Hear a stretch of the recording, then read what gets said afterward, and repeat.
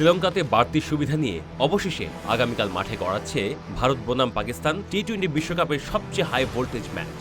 শ্রীলঙ্কায় খেলতে আসা অন্যান্য দল যেসব সুযোগ সুবিধা পায়নি তাই পাচ্ছে ভারতীয় ক্রিকেট দল। ভারতীয় ক্রিকেট দল কলম্বোতে এমন একটি ভিআইপি হোটেল সেবা পাচ্ছে যেখানে অন্যান্য দল থাকছে শুধু সুবিধার দিক থেকে ঢের পিছিয়ে।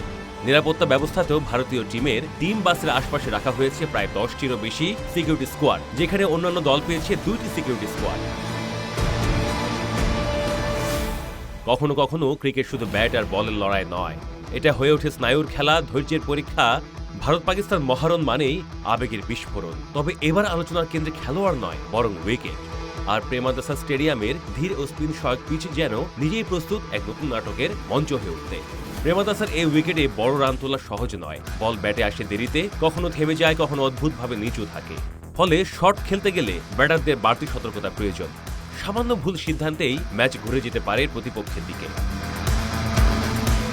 ভারতের একাদশে নজর থাকবে বরুণ চক্রবর্তী ও অক্ষর প্যাটেলের দিকে। বরুণের মিষ্টি স্পিনে ঘায়েল হতে বাধ্য যে কোনো ব্যাটার, যা তিনি ইতোমধ্যে প্রমাণও করেছেন। অন্যদিকে পাকিস্তানের স্পিন আক্রমণে ভরসা আবরার আহমেদ ও উসমান তারিক। উসমানের নিচু আর্ম অ্যাকশন ইতোমধ্যেই আলোচনায়। চোখের লেভেলে নিচ দিয়ে বল ছাড়ার কারণে ব্যাটারদের টাইমিং 19-20 হতে পারে। তাকে নিয়ে নিশ্চয়ই আলাদাভাবে চিন্তা করবে ভারতীয় ম্যানেজমেন্ট। আবরারের ক্ষেত্রে গুগলি ও ক্যারম বল হতে পারে প্রধান অস্ত্র। এই উইকেটে সামান্য গ্রিপ পেলেই তিনি হয়ে উঠতে পারেন ম্যাচের মোড় ঘোরানো চরিত্র। সব মিলিয়ে এটি হতে যাচ্ছে স্পিন বনাম টেকনিক্যাল লড়াই। এখানে আগ্রাসনের চেয়ে ধৈর্য বেশি গুরুত্বপূর্ণ। যে দল পরিস্থিতি দ্রুত বুঝিয়ে মানিয়ে নিতে পারবে তারাই এগিয়ে থাকবে। তাই চোখ রাখুন প্রতিটি ওভারের প্রতিটি ডেলিভারিতে, কারণ এই ম্যাচে একটি মাত্র সঠিক বলেই বদলে দিতে পারে পুরো গল্প।